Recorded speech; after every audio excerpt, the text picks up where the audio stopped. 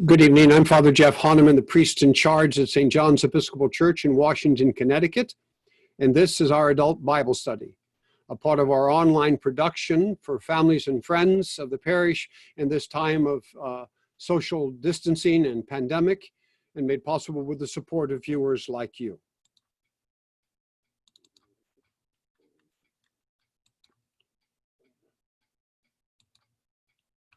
So, this is part 2 of a Skeptic's Guide to the Life of Jesus in the New Testament. If you haven't seen part 1, I recommend that you look at that first. It's available on the St. John's YouTube page. I am a lover and follower of Jesus, and as such, I want to know everything I can about what Jesus said and what he did and what he asks of us, and raise the fundamental questions of what are our sources for that information, and how trustworthy are they, and how accurate, and how do we know what to believe? And those are the kind of questions that we raise in this kind of study. So as I said previously, the easiest solution to that question and that search for information about the life of Jesus would be to pick up my favorite translation of the Bible and read the Gospels. And as noted previously, some selections even highlight the words of Jesus in red to make that easier. But as you saw in part 1, there are immediate problems for me with that approach. And I focused in part 1 upon the simple preliminary questions about translation. So in this chapter, we'll want to look at the next most obvious question after we've considered the problems and struggles with translation, and that is the question of text, of what are the sources of our translations? What text do we choose to translate? And why do we choose those and not others? And where do they come from? And how reliable are they? And how do we decide? So this is part 2 of what I imagine will be a series of studies and our search for Jesus, an accurate knowledge about him and about what he said and what he taught. And a series of future classes will go on to further and further detail. To summarize part 1, we, followers of Jesus, must all face the fact that we are thousands of years separated from the life and time of Jesus, and from those who recorded the details of his life, and that they recorded them in languages that are ancient and foreign to us, and that language in and of itself is difficult to interpret sometimes, that the meanings of words can change over time or be forgotten and unknown over time. And we looked at only a few of the many questions that occur with such biblical translations in part 1. I believe it's now generally understood and agreed that there's no voice crying in the wilderness and no virgin giving birth in Isaiah. There's no crossing of the Red Sea by Moses in the ancient Hebrew texts. That God's sacred name was never pronounced as Jehovah, and that Moses did not have horns. And we know all that from looking at the earliest texts of our sources rather than later mistranslations. And finally, we must always remember that Jesus spoke Aramaic. That's confirmed by our earliest sources. He may have spoken a little bit of Greek. That's more uncertain. But Aramaic, yes. And that he most likely taught his parables, told his stories, and his teaching predominantly in Aramaic. And so that our Gospels, which appear to be written in Greek, are the first translation of the story of Jesus, and which is translated again into English for us. Indeed, one of the earliest English translations of the Bible was the famous Douay Rheims in 1582, which was literally a translation into English of the Latin Vulgate of St. Jerome, making it a translation of a translation of a translation, from Aramaic to Greek to Latin to English with the New Testament, and from Hebrew to Latin to Greek to English in the Old Testament.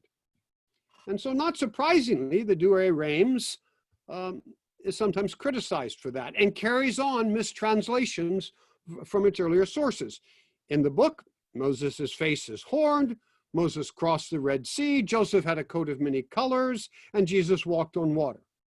And while we might want to criticize this early English Bible because of the mistranslations that are inherent in its sources, let's also remember that it's translated in the 4th century. The Vulgate came in the 4th century by St. Jerome, who was indeed reading the original tongues of Hebrew and Greek and Aramaic, and who was familiar with the early Greek Septuagint translation of the New Testament. So in some senses, it's an older source than what comes next. It was not until 1539 that an English translation of the Bible appeared, made directly from the original tongues of Hebrew and Greek. And then the King James Version came in 1611 and became the standard English translation of the Christian Bible until the end of the 2nd century. And it too continued familiar and popular mistranslations from the Septuagint that had become accepted traditions of their own and culturally influential. Things like Moses crossing the Red Sea, or Joseph's colorful coat, or the King James Version added new mistranslations of its own, as we saw in part 1, like the meaning of the word sodomite.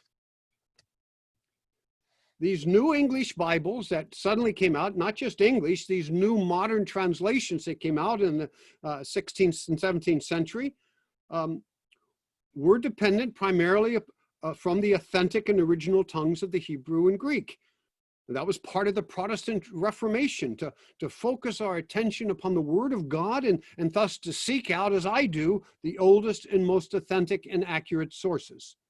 And these new modern translations were dependent in that time primarily upon what's called the Textus Receptus in the 16th century, which constituted the translation base for the original German Bible made by Luther, and the translation of the English Bible made by William Tyndale, and the King James Version, and the Spanish Reina Valera translation, or the Czech Bible of Kralis, and most Reformation New Testament translations throughout Western and Central Europe.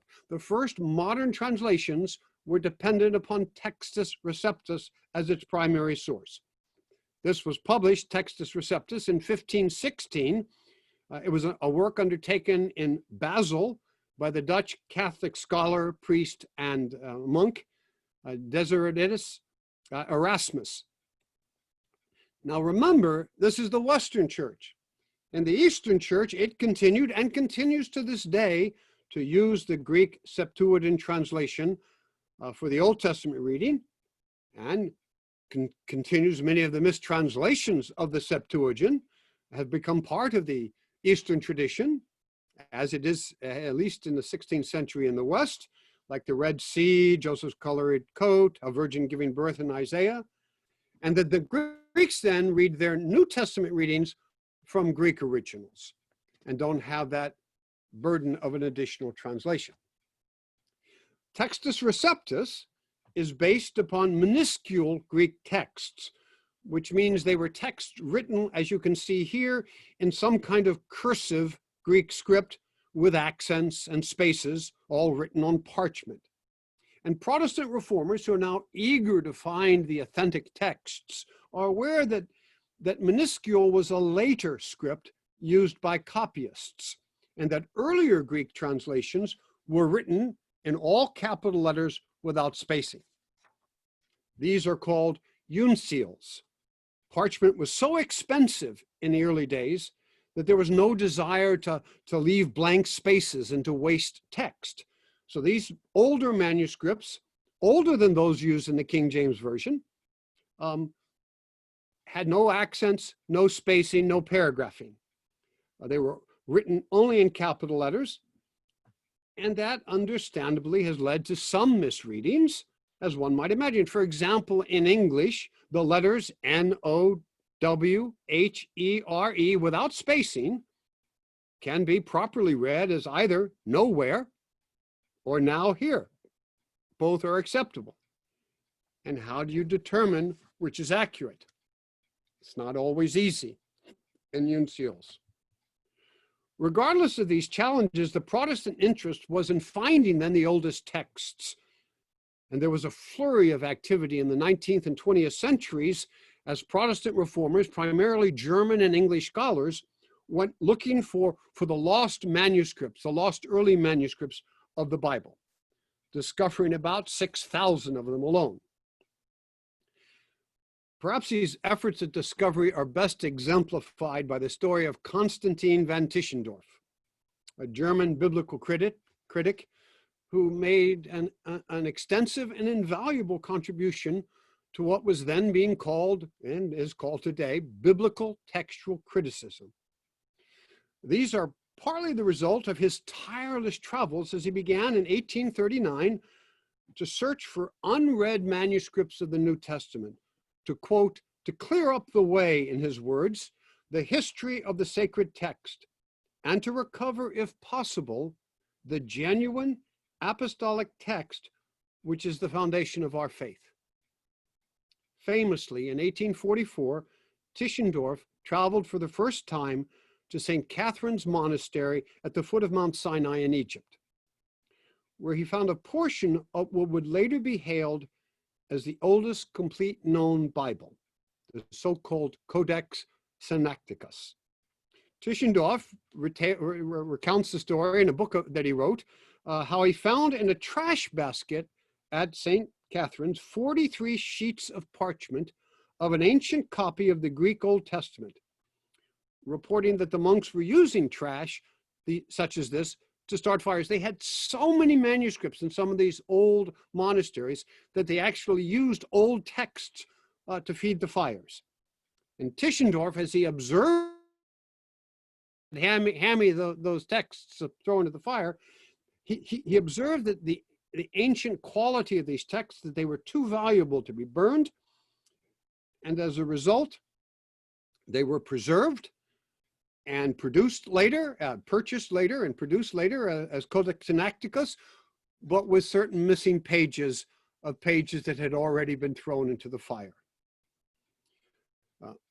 That leads us to another question or interesting part of the story, and that's the appearance of the Codex, what we would generally call a book. This was a new way of preserving writings that appeared coincidentally about the same time as the rise of the Christian and Hebrew Bibles in the 4th century of the Common Era. Indeed, some scholars suggest that the rise of codices, the plural of codex, actually led and influenced the development of the concept of a Bible, of a Biblia in Latin, which means a book. Taking these pages and binding them together and completing a single book made of many parts, in a similar way that the printing press later influenced the Reformation. Prior to this, as I'm sure you all know, writing was preserved on scrolls, on a length of parchment of papyrus that was rolled up and not bound in pages, so that you might have a basket with a number of papyruses, and what papyruses was in your basket may differ from a synagogue down the street and what papyruses were in their basket. It's only when you began to bind them and had to decide what to include and what not to include that we really get the modern concept of Bible. Jewish scriptures to this day are preserved in the tabernacle in scrolls in the synagogue, ceremoniously removed and unrolled during their services, much in the same way that Christians will often carry around the gospel books. And so much so that codices would suggest an earlier date than the codices would suggest a date not earlier than the 4th century. So if we find any codices, any books, bound copies of the scripture, they're likely 4th century or later. It is only scrolls and fragments of scrolls that we will find that would be older than those 4th century codices that Tischendorf and others found. Thus, papyrus, these fragments of scrolls, are the oldest sources of scripture texts that we have, usually preserved in the dry sands of Egypt and North Africa. Papyrus is a material similar to thick paper that was used in ancient times as a writing surface. It's made from the pith of the papyrus plant. And this was an almost unknown and unpaid attention to source of New Testament manuscripts until the 20th century. Prior to 1900, only 9 papyrus manuscripts were known, and only one had ever been cited in a critical apparatus by those scholars who were trying to put together the best translation of the Bible. But the discoveries in the 20th century, which sort of follow the 18th and 19th centuries and adventures of Tischendorf and his followers, the 20th century has produced now more than 130 such papyri. The one that's visible here is the John Rylands fragment, P52, the 52nd one found, front and back, believed to be the oldest known text, actual text of any book of the New Testament, containing a few verses from the Gospel of John, found in 1920 again in a trash heap in the Nile Valley of Egypt, and dated in the first half of the 2nd century. So we're unlikely to find any codices that are earlier than the 4th century. And the earliest fragment we have, an original text, is dated in the 1st quarter of the 2nd century. We are unlikely to fulfill Tischendorf's hope of actually finding the original, genuine apostolic copies of any of the books of the New Testament, the so-called autographs. And if we did find them, or fragments of them, how would we know? So let's deal with the texts that we do have and how we deal with them. Biblical scholars group those 6,000 manuscripts that we have of Greek biblical texts and codices and papyri into different families that seem to be related to other in the transmission process, in branches of the same tree, that scribal errors or distinctive features that are passed on one to another can then be grouped together as part of a family. The most common of these families is the Byzantine text type. This group comprises about 95% of all the manuscripts we have found so far, the majority of which are comparatively late in tradition, more the minuscule text than the uncials. It's become the dominant document from Constantine in the 5th century onward, and was used and is still used throughout the Eastern Orthodox Church to this day. It contains the most professional copies made in Constantine, with a group of copyists, translators, who tended towards harmonizing differences in readings as they came across them, paraphrasing difficult readings as they came across them, and adding scribal additions, often to clarify things, most of which are considered to be secondary readings. These harmonizations, these paraphrasing, these scribal additions are not authentic to the original texts. The Byzantine text is found in most Orthodox editions, as the Byzantine textual tradition has continued in the Eastern Orthodox Church. It's the text used by the Orthodox Church in these late minuscules to this very day. It's the common Orthodox text. And while varying considerably, it also underlies the Textus Receptus, Greek text used for most Reformation translations of the New Testament. So that most of what we call the Reformation translations and most of the existing and ongoing use of Orthodox texts date from the Byzantine text group, which is the 5th century or later. Most modern translations use eclectic editions and conform more to the Alexandrian type. The Alexandrian type is another branch of the manuscript tradition. There aren't as many of them, but they would appear to be older. A group of early and well-regarded texts, including Codex Sinaiticus, what is believed to be the oldest complete, missing a few pages, complete Bible that we have, along with Codex Vaticanus, which until the discovery of Codex Sinaiticus was believed to be the oldest and most complete Bible that we have, both dating from the 4th century sometime. Most representatives of this Alexandrian type tradition come from around Alexandria, where there was a famous Christian school, and from the Alexandrian Church, which was prominent in the early centuries. They contain readings that are often terse, shorter, somewhat rougher, less harmonized, and generally more difficult to understand. These are the kind of texts that the Byzantine scribes were smoothing out, adding scribal additions to explain things, paraphrasing, and harmonizing. So while it is a rougher text and more problematic in translation, it is believed to be closer to the authentic text. And it underlies most of the of modern New Testament translations since the 19th century. And an interesting point here, as you look at these two texts, these are both part of Tischendorf's Synecticus and another from Vaticanus, which was the so-called oldest extant copy of the Bible before Synecticus was found. These two codices are generally considered the oldest complete copies of the Christian Bible.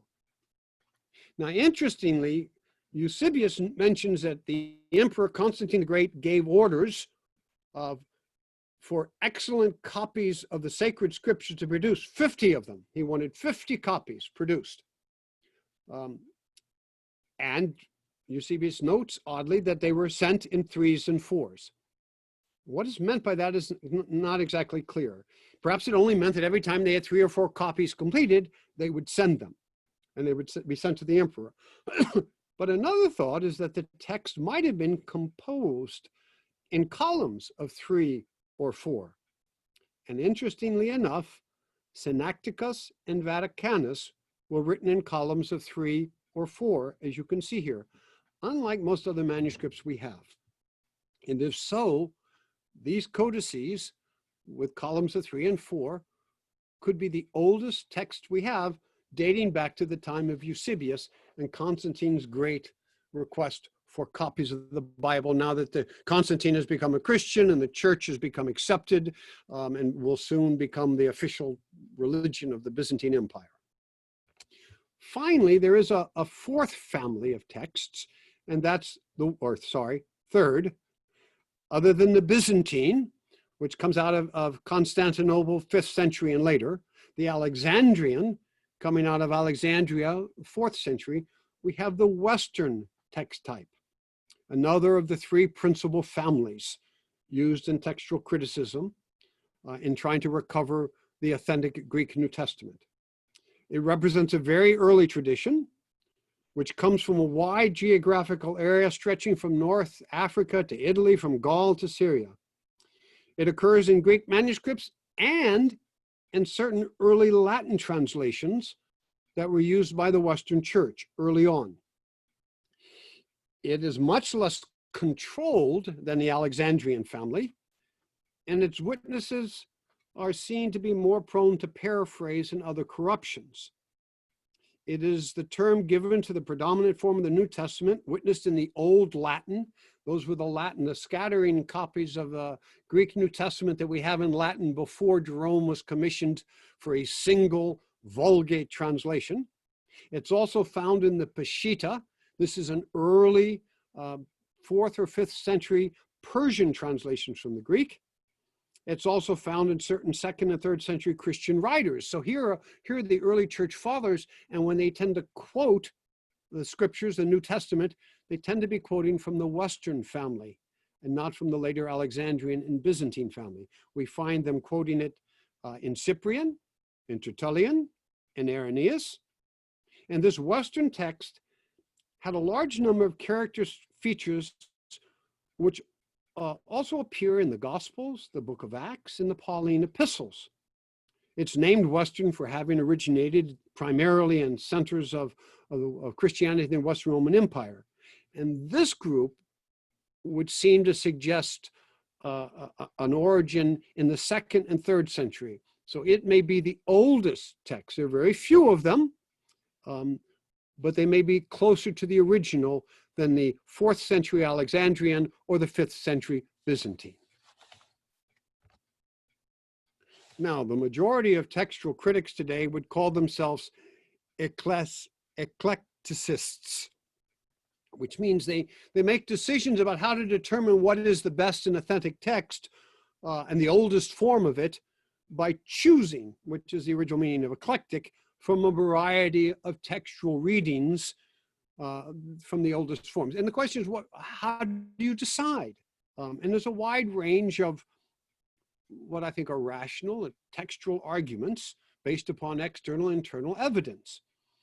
Arguments based upon external evidence have to do with surviving manuscript support for one reading or another. Which manuscripts attest to the reading? Are those manuscripts reliable? It's not just a matter of what we find in the most, because the most texts we have, 95% of them, are Byzantine. It doesn't mean they're the best. We find other reasons, internal ones, for suggesting that they're later. The age of the manuscript may not be that important. The geographic spread of the manuscript may be more important. The so-called Alexandrian text, originally associated with the careful copying practices from the scribes in the Christian school in Alexandria, is the superior form of the text available, and in most cases provides us the oldest or original. But whenever there is a variation between the Alexandrian and the Western text is usually preferred as being older and more authentic. Arguments from internal evidence depend upon two kinds of evidence. The first involves intrinsic possibilities, probabilities based upon the author of the text and what we know about the author, what his writing style is like, what vocabulary he has used, what theology he has espoused. When two or more variant texts are preserved among our manuscripts, and one of them uses words or stylistic features otherwise not found in the author's work, or if it represents a point of view theologically at variance with what the author has already written, it is then not thought to be original. Now, the second kind of internal evidence is transcriptural. This kind of textual criticism asks not which reading an author was likely to have written, but which reading, when you're comparing to, a scribe is more likely to have created. You'll see some examples of this in a minute. The more difficult readings are more likely to be original, with the scribes smoothing over the rough places in the text, correcting what they take to be mistakes, harmonizing passages that they regard as contradictory, and bringing the theology of the text in time with later theological tradition. Now, clearly, copies of the Gospels, Acts, and Epistles were made early on and circulated early on amongst the churches, as evidenced from this very text from Revelation, where right on the scroll, we don't have codices yet, what you see, and send it to the 7 churches. Did they send one copy to each of the churches or one copy amongst the churches? Many of the texts were meant to be read aloud in churches, as that's suggested, a practice which continues to this very day. I want to ask, why do we read the lessons in church? We all can read now. It is only in the last 100 years or so that most of the populace is literate enough to read for themselves. So these stories, these teachings of Jesus and from the scriptures would be read in church. They were meant to be read out loud.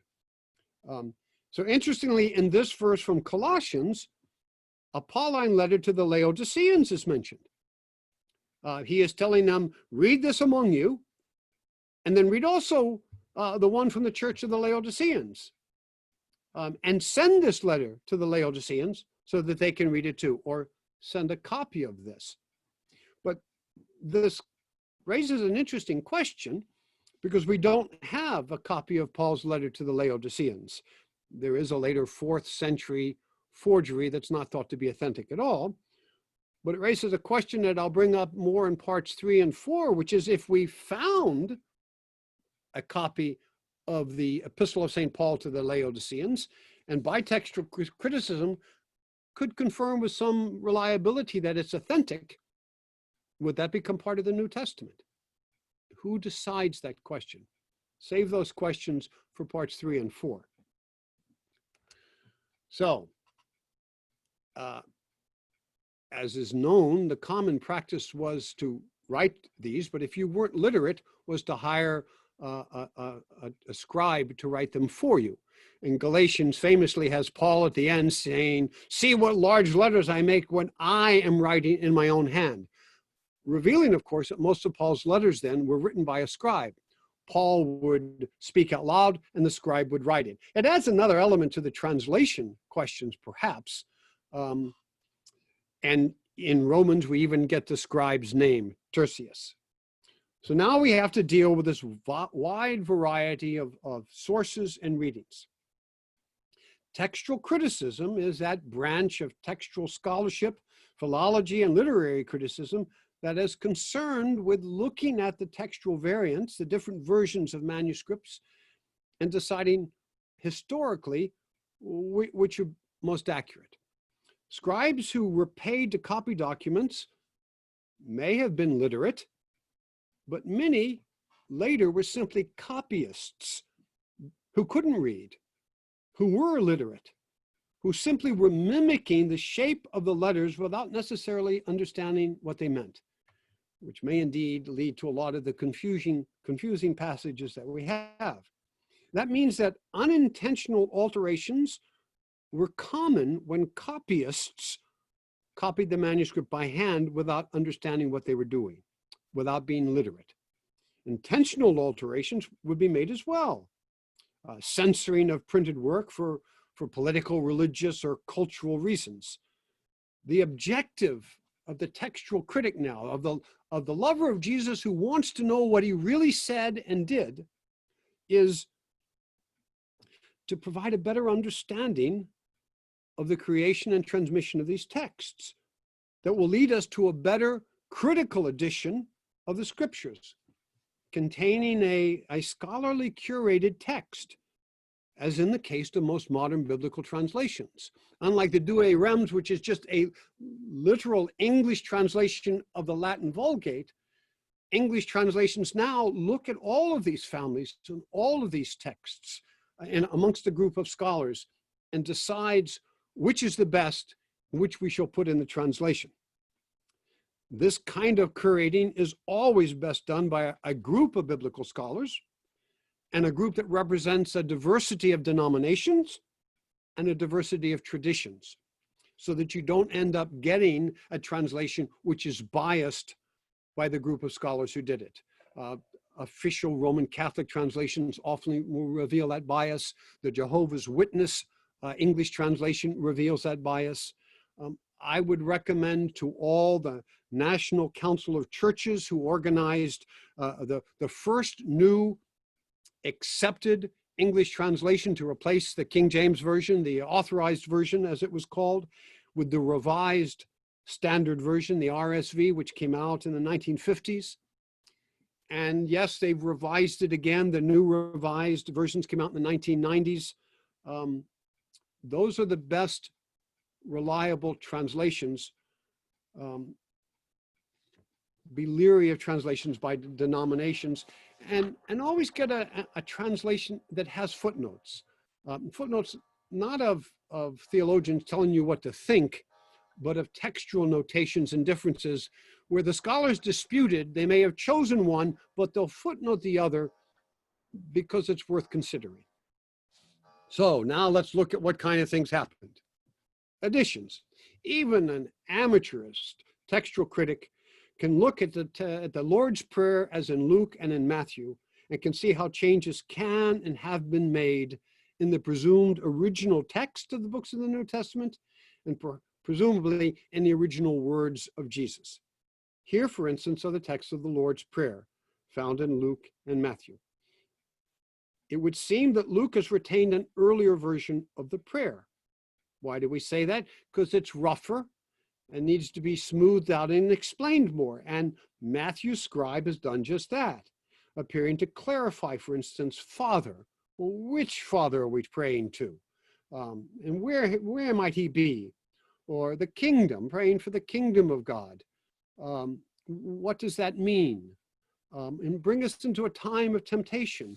What does that mean? So here's a classic scriptural evidence of scribal transmission and scribes appearing to alter the text. Unless you believe that Jesus gave the Lord's Prayer 2 different times in 2 different sets of words. And while that's possible, I think it's much more likely that the scribe of Matthew has altered the details of Luke's more original Lord's Prayer. And we see later alteration as well, most famously in the doxology, as it's called, the ending of the Lord's Prayer, which many of us know well. So even though the author of Gospel of Matthew made some additions to the text of Luke, the familiar doxology at the end of the Lord's Prayer was added even later. It is clear that later scribes still thought the prayer ended too abruptly. Interestingly, the doxology appears in the Byzantine textual family, which the translators of the King James Version used as their basis, as did Luther for his German Bible. But this addition to the Lord's Prayer is not found in the earlier Western or Alexandrian textual traditions. It doesn't appear there. So here is an example of why, well, this explains the fact why Roman Catholics, who are dependent upon the earlier Vulgate translation of Jerome, do not have this doxology in their Lord's Prayer. And while most of the Protestants, who are dependent upon Textus Receptus, which is part of the Byzantine, dependent upon the Byzantine text, do have the doxology at the end of their prayers, because the Protestants, while struggling to find the original tongues and texts, are dependent upon a later textual tradition. Another clear example of scribal addition occurs at the ending of the Gospel of Mark. In the earliest texts of the Gospel of Mark that we have now, the Gospel ends as on the left, with the women coming to the tomb on Easter Sunday morning, encountering a young man dressed in a white robe, who announces to them the resurrection and tells them to go tell the disciples to meet the resurrected Jesus in Galilee. But the women fled in fear and did not say anything to anyone, for they were afraid. That's where the oldest text of Mark's gospel ends, with the women not telling anyone, with no resurrection appearance. It's been argued about. There must have been something more there. I can remember in seminary the argument that a codice, the outer pages were lost, and that's why we have no beginning to the Gospel of Mark. He starts with the baptism and has no birth story, and that's why there's no resurrection appearance. But codices came later, and we have 2nd and 3rd century references and texts which do not have this ending to it, that this is the authentic ending of the Gospel of Mark.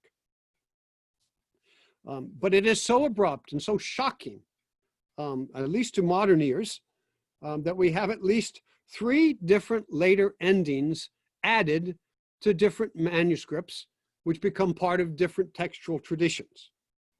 Now, clearly later scribes were disturbed by this ending. So we have the so-called longer ending of Mark, seen here on the right. It can be found in the King James Version, and repeating familiar stories, harmonizing. This is where you begin to see harmonizing.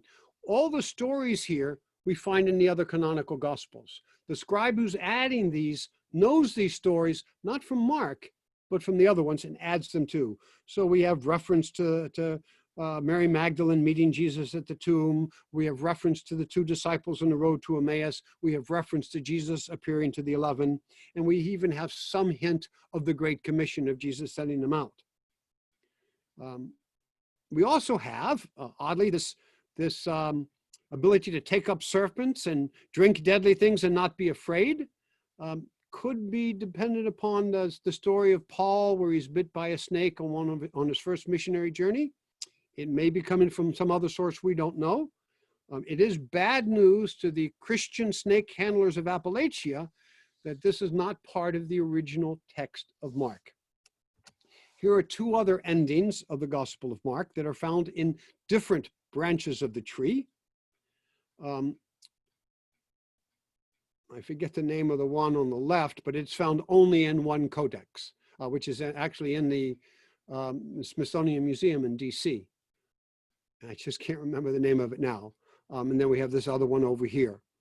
A good Bible translation, as I said, will probably include all three of these to you, either in the text itself or in footnotes. But if the Bible you have in English doesn't include all three of these, be suspicious. Unless, of course, it has the original ending and nothing more. Then you might have a more accurate reading of Mark's gospel. Here's another example.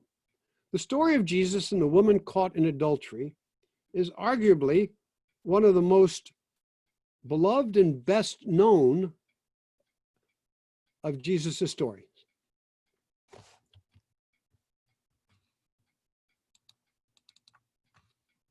Excuse me, I suddenly got worried. And don't tell me I did this. Don't. Oh,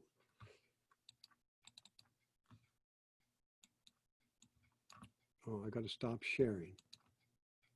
Okay, never mind. I'll go back to where we were. I thought my computer had stopped recording and I would have to start all over. I would rather leave the embarrassing visuals of me trying to confirm that than having to start all over. So we're back to the woman caught in adultery, one of the best known and most beloved stories of Jesus in the New Testament. But despite its popularity, the account is found in only one passage in the New Testament. There's no hint or repetition of this story found anywhere else. It is in John chapter 7, 53, 8, 12. And it appears not to have been original to the Gospel of John. It's not originally part of any of the Gospels. It's clearly added later by a scribe, as it's not found in our oldest and best known manuscripts of John, and we have a number of them. The writing style is very different from what we find in the rest of the Gospel of John, including stories immediately before and after this. This is one of those intrinsic methods of criticism. It includes a large number of words and phrases that are otherwise not found in the Gospel. This is how literary critics decide whether this text is authentic or not. And the conclusion is unavoidable, that the story was not originally part of the Gospel of John. But is the story true? Is it accurate? Is it trustworthy? Those are a different question than whether it was originally part of the Gospel of John. Many scholars would suggest that this may be a story that was circulating orally, that was well known and beloved. And at some point, some scribe who knew the story not from another written source, or if he knew it, we don't have that source, but knew it orally and made some notation in a margin at first, maybe, and it slowly made its way into the gospel itself. There are other stories about Jesus in the early church that we don't find in our canonical gospels, which scribes may have added later to the New Testament. And so the question becomes, for a lover of Jesus, I'm not so much concerned just what's in the Bible, I'm concerned with what did Jesus actually say and do. And so can it be true even if it's not part of the original text? Again, that's another question we'll start to consider more in parts 2 or 3. Because besides occasional stories of Jesus that are not found in the gospel, we have lots of sayings of Jesus that are not found in the gospel. Whoops, I have to do this. To do this. Agrapha. That's what scholars call sayings of Jesus that are not recorded in the original text of the canonical gospels. And can they be considered authentic and thereafter have some kind of authority? Here in Acts, we have the writer, the author of Acts, presumed to be Luke, the physician, quoting Jesus. A phrase we've all known is better to give than to receive. We've all heard that. Can we say that's an authentic saying of Jesus if it's not in the gospel? And how do we know? And what about those that aren't in the New Testament? There are many. There's a whole book of them.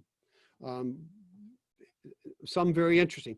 Thessalonians here, we're not quite sure what the exact quote would be, but he seems to be declaring what our Lord spoke. And if not a direct translation, an indirect translation. But there are others recorded by the patristic fathers, that early 2nd and 3rd century of sources, where they often quote what later become New Testament books, what later become New Testament Apocrypha, and sometimes quote where we don't know what the source is, but they're non-canonical. Here's just a sample. According to the Roman Catholic Church, Agrippa can be considered genuine if they meet certain conditions, if they're supported by external and internal evidence, which means that early writers like Papias, Clement, Irenaeus, and Justin Martyr would have quoted them, and that the message of the Agrippa, this is a more interesting one, criteria, must not conflict with the teachings of Jesus contained in the canonical Gospels, so that the canonical Gospels become the test of what is authentic or not authentic about certain sayings which are not in them. But look at this. These could easily be authentic sayings of Jesus that we find in early church writings, but not in the gospel. And how much do they weigh in our understanding of Christian theology? Well, besides those, we have accidental changes to stories, to sayings, and to verses that can be added to, could have been added to our canonical Gospels or found in other sources. There's no question of some of these accidental changes. This was especially evident in the uncial texts that were written in all capitals with no spaces or punctuation. In our earliest manuscript passage of Luke, chapter 12, it omits all of verse 9. It's not difficult to see how this mistake could be made. The scribe copied the words before the angels of God in verse 8, and when his eye returned to the page, he picked up the same words in verse 9 and assumed that's where he had left off and proceeded with verse 10, leaving verse 9 completely out.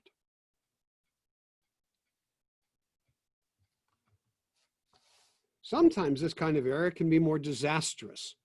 For example, in one of our best manuscripts, the 4th century Codex Vaticanus, the scribe appears to have skipped from the first keep you to the second keep you, and therefore translates Jesus as praying, I do not ask that you keep them from the evil one. That's the one on the right, where he skipped the phrase in the middle, making the same kind of error that Luke 12, the scribe of Luke 12 did in one of the papyri. And yet Vaticanus is one of our oldest and most reliable sources. Furthermore, there is a question of intentional changes to stories that scribes may have made.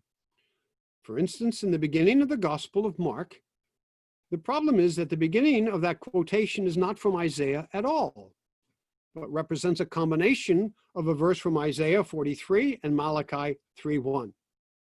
So some later scribe recognized that this was a difficulty, and so changed the text to read just as it is written in the prophets.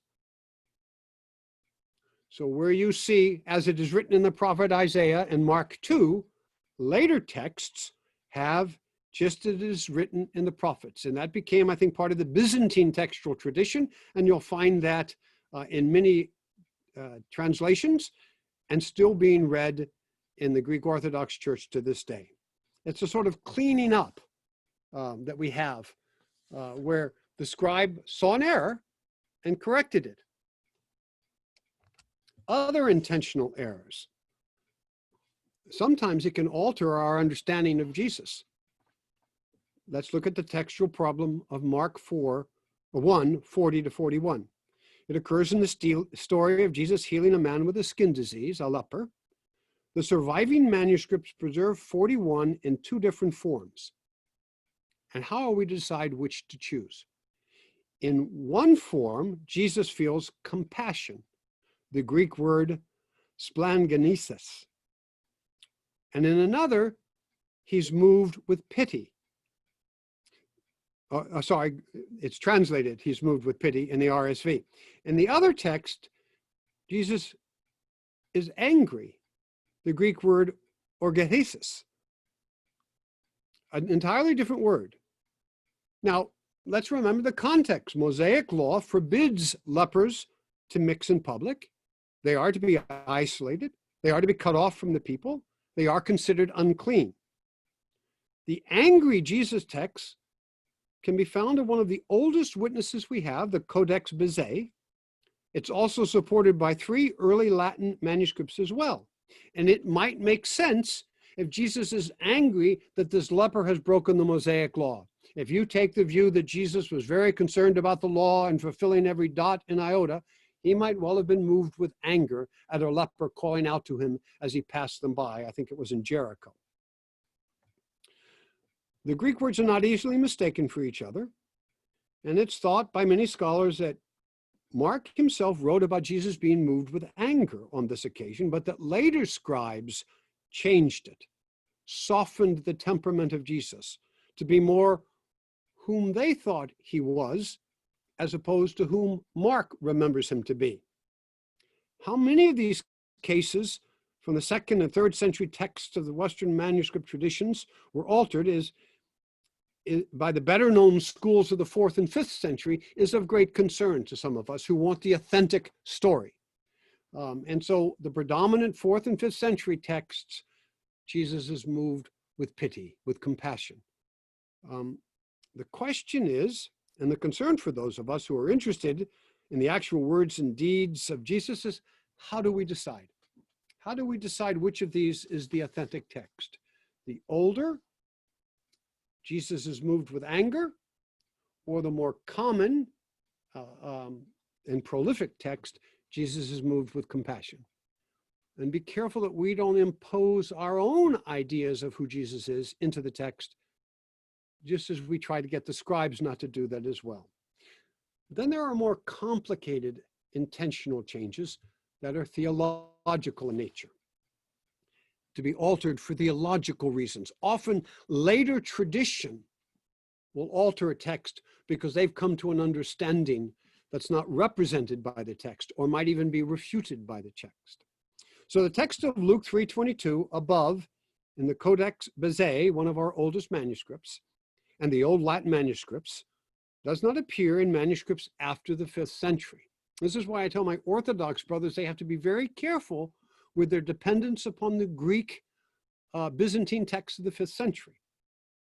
The voice from heaven in Codex Bezae is repeating Psalm 2:7.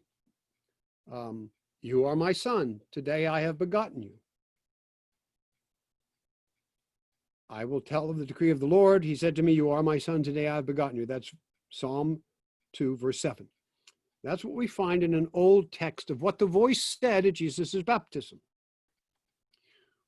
But in later texts, we find that the Luke text is changed so that the voice says the same thing that the Mark text says. You are my son, the beloved. With you I am well pleased. Harmonizing differences in the scriptures. The scribe obviously knew Mark, knew it well, and changed it. But why? The Bezae version, you are my son, today I've begotten you, is known to Justin, Clement of Alexandria, Origen, and Methodius among the patristic fathers, and is found in the Gospel according to the Hebrews, the Gospel according to the Ebionites, the Didaskalia, and later apocryphal Acts, other 2nd and 3rd century witnesses. So why might it have been changed? Well, as you may know in your church history in the 3rd and 4th centuries, the church was in the midst of Christological and Trinitarian debates. And there were all sorts of different groups that had different understandings of who Jesus was and how they're related to God the Father.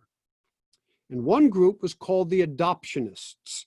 They affirmed Jesus' divinity resulted from being chosen by God, by being adopted as his son, and could easily read this text from 3:22 as evidence. There's the voice from heaven. There's God saying, today I have begotten you. But that would be opposed to later Orthodox view that Jesus has always been the Son of God, prior to his baptism, prior to his birth even. That's an assumption that made by someone that the verse from the Psalm may be original to Luke's text, but was changed to match Mark's to prevent any more spread of the adoptionist position, which was later considered heretical. I will note that all of the scribal changes mentioned so far in this class can be seen referenced in the footnotes of the NRSV English translation, which again is why it's so important to use a respected translation of the scriptures and one that has footnote and textual differences. One more interesting theological change, and that's the ending of Mark's gospel, where Jesus instructs his followers to make disciples by baptizing them in the name of the Father and of the Son and of the Holy Spirit. Note that this reading, listen carefully, this reading is found in every single Greek manuscript that we have of the ending of Mark's gospel. But they all date from the 4th and 5th century onward. Eusebius, the church historian at the beginning of the 4th century in Caesarea, does not seem to know, or it's debated whether he knows this ending of the Gospel of Mark. Because Eusebius refers 17 different times in his writings in ways that seem to indicate to some of us that the text of the verse that he knew was, as you go, make disciples of all nations in my name. Very different from the Trinitarian ending that we have. And indeed, in the book of Acts, Christians are baptized in Jesus' name. And the use of the threefold declaration at baptism is never mentioned by Luke and must be suggested by some of us as an intentional scribal error or change after the great Trinitarian controversies of the 3rd and 4th century. A change that would seem to become uniform throughout our Greek manuscripts, which is surprising. How do we know of what is to follow? The actual text, how do we know which ones we have? Earlier patristic quotations of it? This is disputed. I can't say with confidence that the original ending of Matthew didn't have this Trinitarian formula, but there's a lot of reason to be suspicious about it. So, in summary, we followers of Jesus must all face the fact that there are thousands of different manuscripts of the New Testament out there, and new ones that may still be found. And there are thousands upon thousands of variations in those texts. And the decision as to which is most likely authentic is not always apparent, and it's not always easy. In some cases, scribes have added to the text to smooth out a sense of abruptness, like in the Lord's Prayer or the ending of Mark. In other cases, scribes have corrected texts that were mistaken, like the beginning of Luke's Gospel's misleading reference to Isaiah. Other times, scribes have altered the text to better fit their understanding of who Jesus was, like the voice at his baptism or his encounter with the leper in Mark. And many times the texts are altered because of later tradition and theological considerations of later church followers. There are lots and lots of questionable variations in the text, and our best complete codices are of the 4th century, but the patristic fathers of the 2nd and 3rd centuries often reveal different readings. And thus we need always to be able to approach the Bible with some hesitancy and with some familiarity, I would say, of the early writings of the Christian fathers and mothers. In the end, we not only have problems with translations and translations of translations, but we have the problem with textual variations. And how do we decide? Or who decides? So in the next chapter of the class or of this adult Bible study, I want to look at what I think is the next most obvious question after one has considered the question of translation and the question of text, and that's the sources of our translation, the canonical Gospels. What do we know about them? What do we know about their formation and their authorship? So we'll take that up next time, and I hope that you found this class helpful and will join us then. Until then, good night and God bless.